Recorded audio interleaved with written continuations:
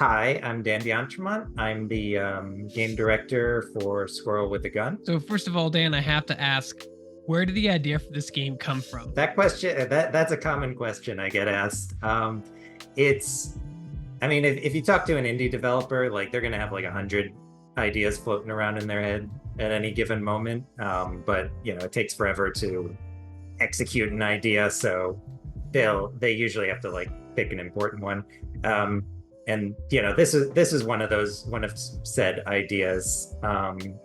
It's I think it could have been inspired by like some old stand-up clips. Like Eddie Izzard has one where there's like a punchline that says, "We wanted Diamond Sherbert or a squirrel with a gun."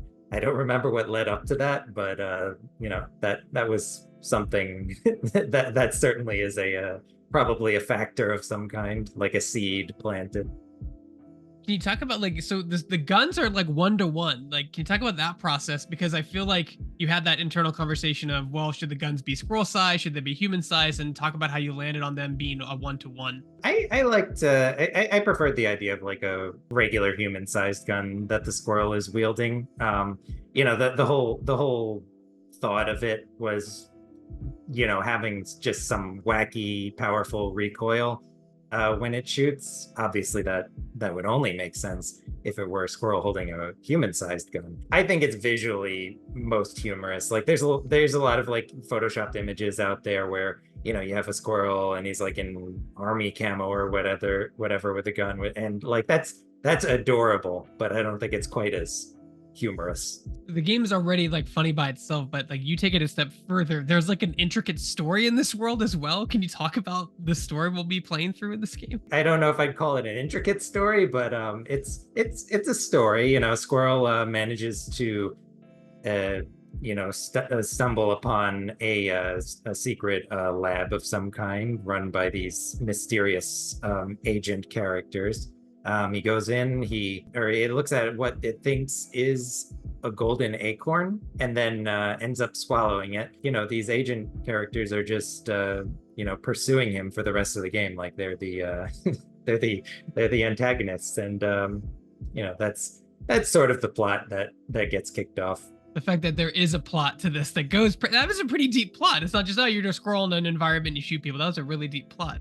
You talk about like, is that like, can you talk more about the inception of the story and how you created this world? Like, was this a story you always had in mind, or was it something that evolved with the mechanics and the development of the game? It was Squirrel with a Gun first, and then, oh no, now that it's popular, now that people are interested, we got to make sure that there's a story to go along with this. There was a video that went viral where Squirrel was like holding up a citizen for his phone or something, and that was fun, but from a gameplay standpoint, it's not very engaging. So we came up with these agents to give it more of a shooting challenge. Now you're classifying your game as a sandbox shooter, but it's also a puzzle platformer. Can you talk about those two elements and how they work together? We've called it a sandbox because like most people are alluding to like Goat Simulator or similar games, but as far as like platformer shooter goes, it's got a fairly typical third-person shooter controls in the game. It's a little different in that you're so tiny that you can only like walk around and grab like one weapon at a time. Like you don't have this whole inventory, so you gotta use what comes to you. And as for the platforming aspect, it actually incorporates the guns as well, because while you're jumping, you could jump again, and depending on your weapon, like if it's a handgun, Squirrel's going to shoot straight down and then be able to like hop along a little further, get some midair jumps. Platforming is always an interesting part of game development. You talk about the biggest challenges with making the physics and jumping feel like responsive and like just good overall. It's a challenge because it begins as like a little joke game where you're just like shooting the gun and Squirrel's like going crazy and just flying around everywhere, but eventually it starts to get to the reality that it needs to be fun too. So you got to have some amount of control for the player to like actually be able to accomplish these tasks. It's the same thing with the shooting with the platforming, where originally it was just like, oh, Squirrel just goes wherever, it's crazy. and now it's a bit more controlled. Like you can have like more precise jumps one at a time, or if you have like a rocket launcher, you just fire up into the air at incredible heights, but kind of controlled incredible heights. Now you opted for like a more realistic kind of visual theme in the game. Did that ever change? Like, how did you settle on that like art style? Did you thought it was going to be super realistic at first or super cartoony? Like it's very Looney Toony at sometimes. I'm inspired by these very bizarre, frankly, CG shorts. I think it's called Cool 3D World, and they're strange. But what I like about them is that they kind of use like realistic characters, but in kind of like bizarre, unrealistic settings. Sometimes, sometimes disturbing. Very Adult Swim, in my opinion. And that was like an inspiration for the visual style. Like I do like that kind of realistic, but realistic in a way of somebody making 3D characters not as realistic as you would see in a AAA game. Yeah, so like early 2000s like 3D games that were trying to be realistic, right? Like Exactly. they looked great for the time, but looking back on it, you're like, "Ooh, yeah, that's definitely fake." That's Yeah, definitely exactly. realistic. Yeah. It's kind of got that aesthetic to it. Now talk about like there's I think humor in games is something that's like kind of glanced over a lot. Like of course you have like your big Borderlands games and stuff like that, but I don't think you see a lot of that humorous style, especially that zany off the wall humor. So like why do you think that humor is so niche nowadays? I don't know really. I like humor in games. It does seem like a rarity. Like when you're seeing like games where characters are like stretching around or doing like crazy cartoony things like like Earthworm Jim or something like that. Um it's I'd like to see more of it personally. I love that I love watching cartoons, and I love that style of movement, you know. You do have guns in your game, and it's violent to an extent, but there's doesn't look like there's any gore. Was that like a personal decision for your dev team? Did you guys decide to not do that? Did you want to do that but didn't have the budget for it? Like talk about the decision to have it be violent, but you don't have grotesque amounts of blood and heads getting blown off. That's kind of that kind of stuff. Yeah, there wasn't I don't think I ever like intended to have any kind of like realistic violence in the game. I feel like that kind of detracts from, the carefree slapstick squirrelness of it. It can get a little odd at times when the guns are so realistic. In my opinion, I think it would have detracted from the humor a bit if, like guys' heads were exploding. I mean, maybe somebody would find that funny, but Did you always want to use real weapons? Did you have like fake weapons that you were trotting around, like more video game type weapons, like weird laser beams or disc launchers? I always had like, like real life weapons in mind mainly. Although there were ideas in the past like involving something like, like a gravity gun or a black hole gun, something that has an effect that's like not typical that you might not see all the time. Something that can ragdoll people, just something the player can have fun with. That was on the on the cut, ended up being cut, but ended up on the or was on the list. No, did you build the game in Unreal or Unity? I built the game in Unreal. Okay.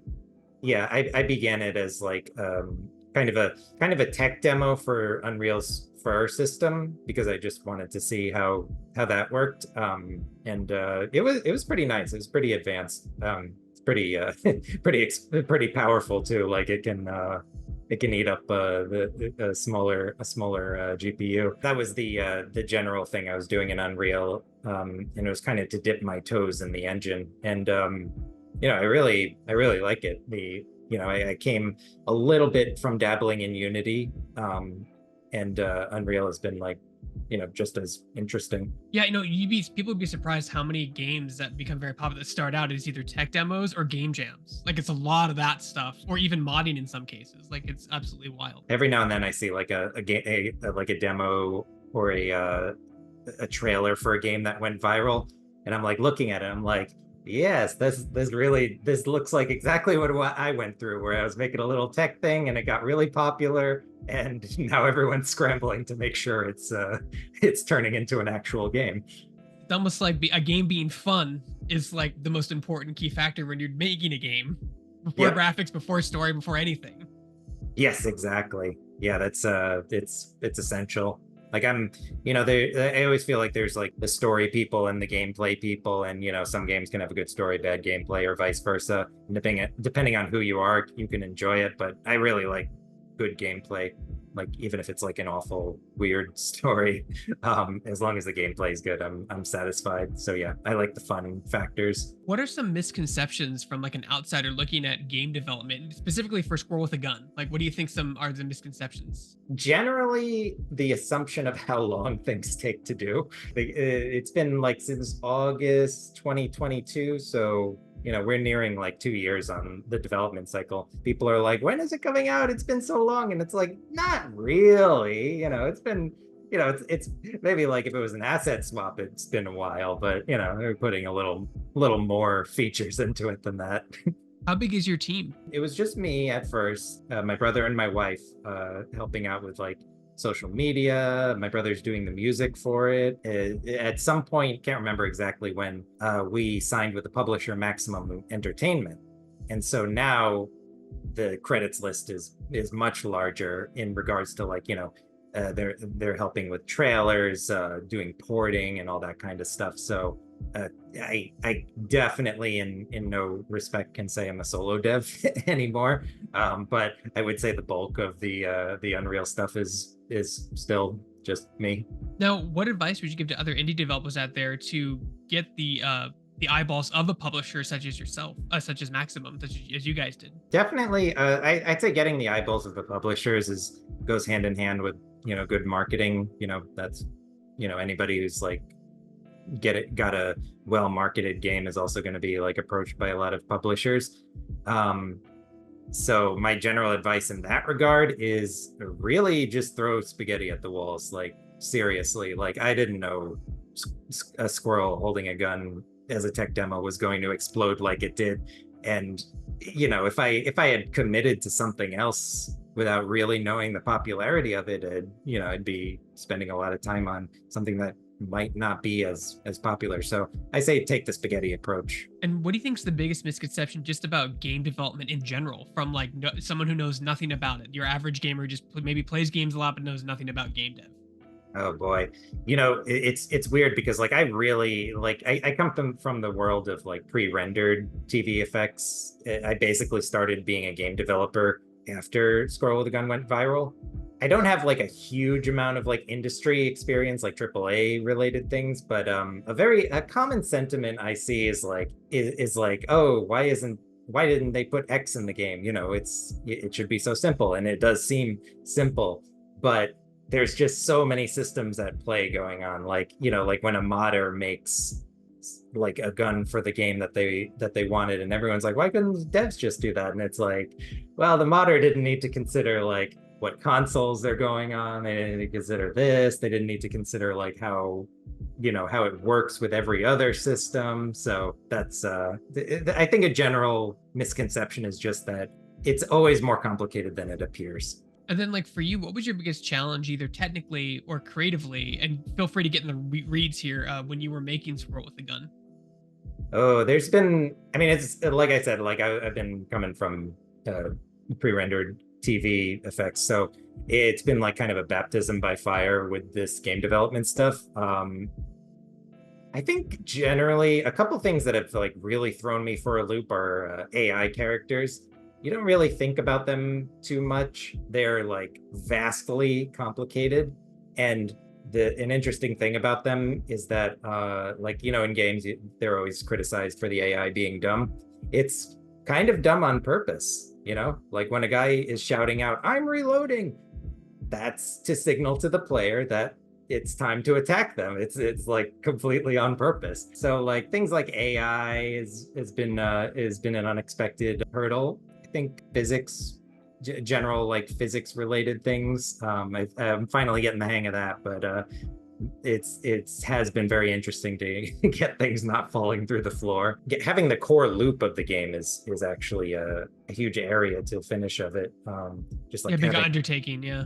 Yeah, exactly. And I mean, like in general, it's been pretty challenging, but it's been fun. Like everything about it, I love learning like all the aspects.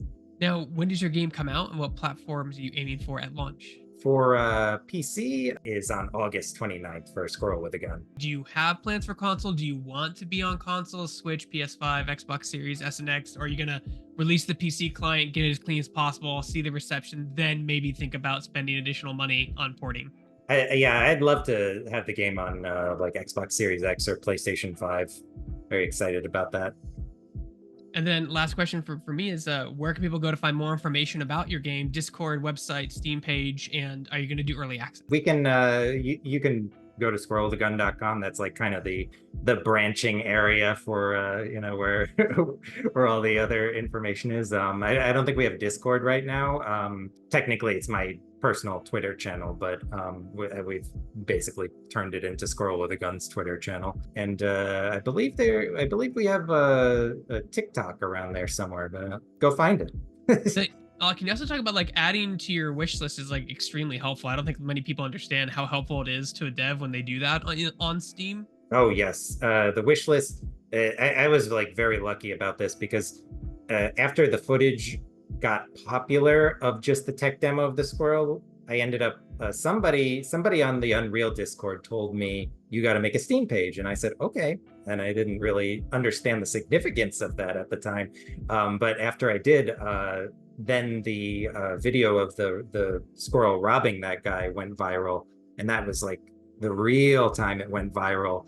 And that's when the wish lists got really, the wish lists really exploded. I would say the wish lists are very important because if you take like a few years to make your game, or a year or so, it keeps people who were interested in it like a while ago informed about when the game releases. Because if they didn't have it wish listed, then you know, you can release the game and maybe they had forgotten about it by then. So wish lists are completely essential. They're very important. I suggest anyone making a game get a Steam page up ASAP. And then just because I have to know, like, how the hell did you get squirrelwithagun.com in 2024? There's no way that wasn't taken.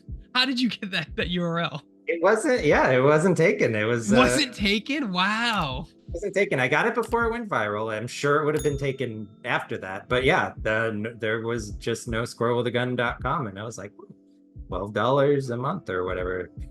That's fine.